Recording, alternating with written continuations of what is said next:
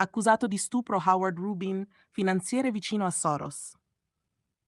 L'arresto del settantenne Howard Rubin e della sua assistente Jennifer Powers non è soltanto un nuovo capitolo di cronaca giudiziaria su violenze sessuali, tratta di esseri umani e sadismo ai limiti dell'inimmaginabile.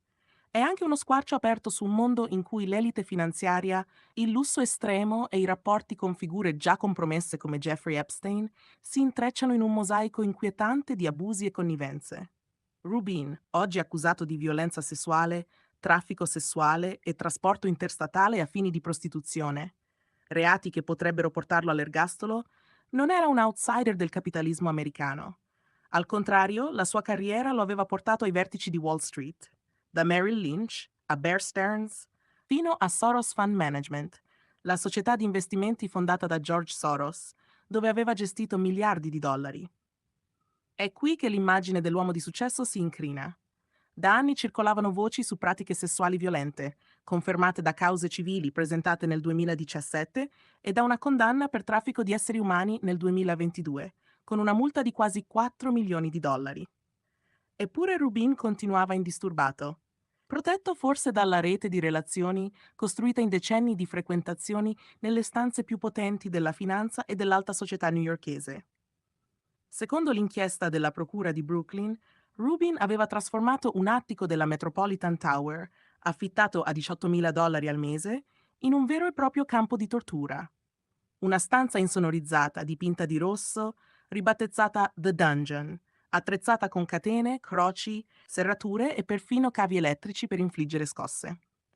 Qui si consumavano violenze ben oltre i limiti concordati con le vittime, donne spesso vulnerabili e reclutate in condizioni di fragilità economica o psicologica.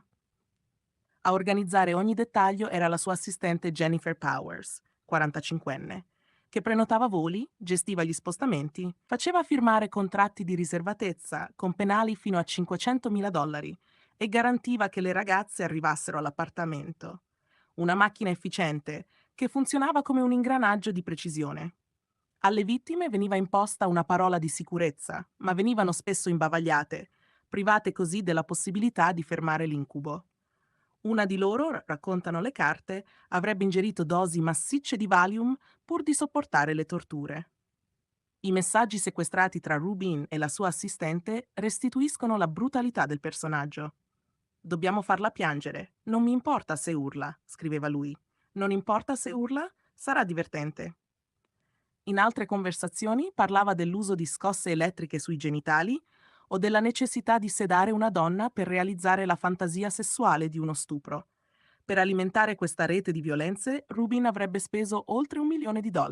Il suo arresto in Connecticut e quello della Powers in Texas chiudono, almeno per ora, un cerchio che però lascia aperti interrogativi più vasti. Perché un uomo già coinvolto in cause civili, già condannato nel 2022, ha potuto continuare indisturbato? Quali protezioni hanno permesso a Rubin di agire per anni? È qui che il caso tocca corde più ampie. Rubin non era un predatore isolato, ma un uomo connesso a due universi simbolici del potere contemporaneo. Da un lato il mondo della finanza globale di George Soros, dove Rubin aveva ricoperto un ruolo di primo piano. Dall'altro la rete torbida che ruotava attorno a Jeffrey Epstein, il finanziere morto in carcere nel 2019, accusato di sfruttamento sessuale di minori e protetto a lungo da legami altolocati. Entrambi questi mondi, quello della finanza legittima e quello dell'abuso sistematico, emergono nel caso Rubin come due facce di una stessa medaglia. Frequentazioni comuni, ambienti condivisi, silenzi protratti per anni. Il sospetto che intorno a queste figure vi sia stata non soltanto indifferenza, ma anche un sistema di coperture e connivenze che ha permesso a uomini ricchissimi e influenti di agire senza freni. Il processo che si aprirà a Brooklyn non metterà probabilmente in discussione l'architettura del potere finanziario né i suoi rapporti con le ombre dell'abuso. Ma la vicenda Rubin, con il suo intreccio di lussi, sevizie e legami con nomi pesanti come Soros ed Epstein, rischia di alimentare nuove domande. Quante altre figure dell'elite newyorkese erano consapevoli? E soprattutto, quanto a lungo il denaro e il prestigio hanno funzionato da scudo contro la giustizia?